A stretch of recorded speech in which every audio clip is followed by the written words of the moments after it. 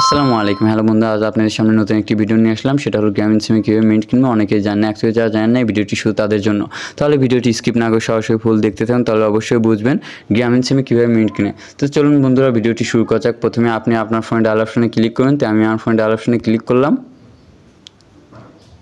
করার পর বন্ধুরা আবার ডায়াল অপশনে ক্লিক করবেন। তো আমি আমার ফোনে ডায়াল অপশনে আবার ক্লিক করলাম।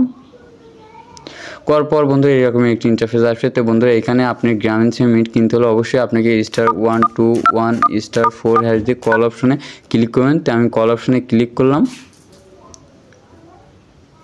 ক্লিক করার পর বন্ধুরা আমার ফোনে দুইটা সিম আছে, একটা রবি একটা গ্রামীণ। যেহেতু আমরা গ্রামীণ সিমে মিনিট কিনবো, তাহলে অবশ্যই বন্ধুরা গ্রামীণ সিমের উপরে একটি ক্লিক করতে হবে।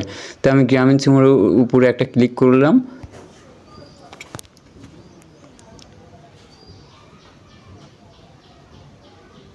ক্লিক করার পর বন্ধুরা দেখুন আমাদের সামনে একটি ইন্টারফেস শো করছে। এখানে দেখুন 1 নম্বর অপশনে 20 মিনিট 6 ঘন্টা 15 টাকা।